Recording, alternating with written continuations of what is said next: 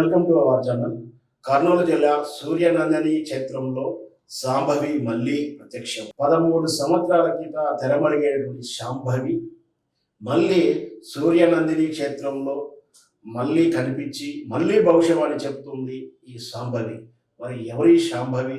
ఈమె కథ వెనక ఎవరి శాంభవి? ఈమె వెనక ఉన్న కథ ఏంటో మరొక్కసారి మనం గుర్తు చేసుకుందాం.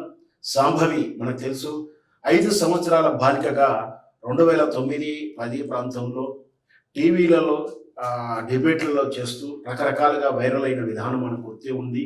శాంభవి 5 సంవత్సరాల బాలిక తాను భవిష్యవాణి చెప్తూ గత పూర్వజన్మలో తాలూకు వివరాలు చెప్తూ చాలా చర్చ జరిగింది. అప్పుడు శాంభవి 5 సంవత్సరాల బాలిక పూర్వజన్మ చెప్పడం ఏంటి, భవిష్యవాణి చెప్పడం ఏంటి?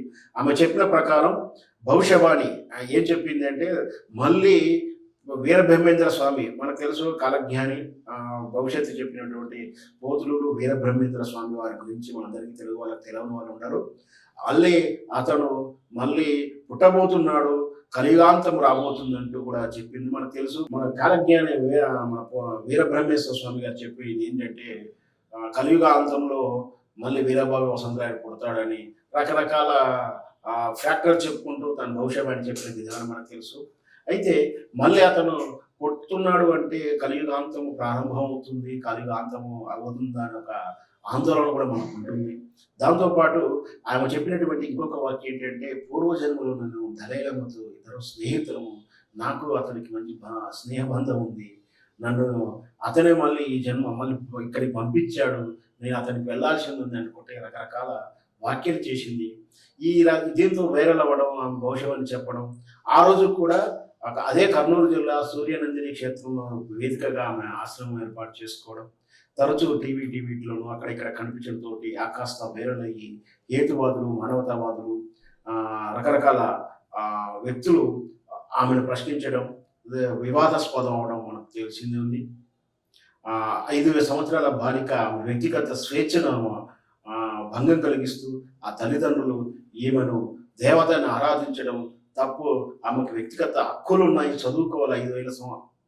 5 సంవత్సరాల బాలిక స్కూల్కి వెళ్ళాల్సిన తరుణంలో ఆమె ఒక దేవతగా కొనియాడడం వ్యక్తిగత స్వేచ్ఛను భంగం కలిగిస్తుందని చెప్పి హేతువాదులు కోర్టుకు వెళ్ళడం, కోర్టు కూడా తీర్పు ఇచ్చింది.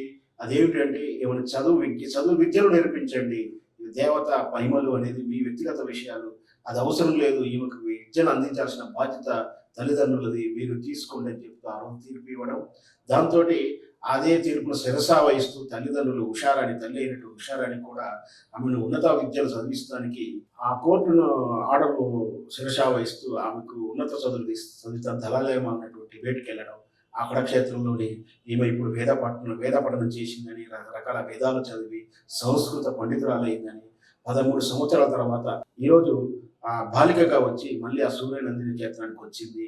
ఆమె వెంకటేశ్వర స్వామి దర్శనానికి వచ్చారని చెప్పింది.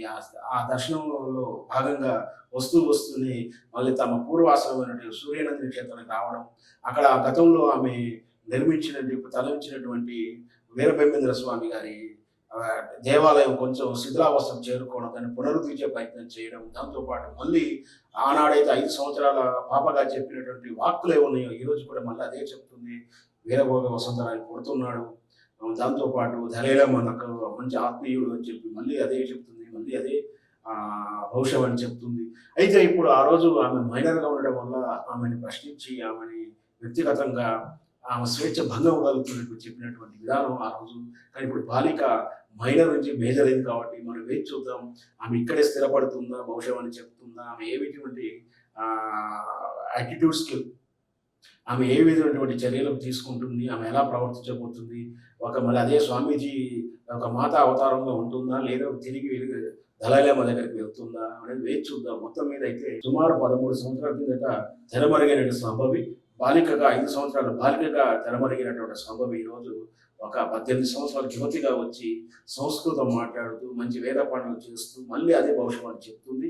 ఏదైనా సరే ఎవరి నమ్మకాలు వారి, ఎవరి విధానాలు వారి, సరే హేతువాదం ఎలా ఉన్నప్పటికీ, దేవుడు ఉన్నాడా లేదా వాదన ఎలా ఉన్నప్పటికీ, మానవతా దృక్పథంతో అందరూ ప్రవర్తిస్తే ఎలాంటి చట్టపరమైనటువంటి ఇబ్బందులు కూడా రావని మనం భావిస్తాం.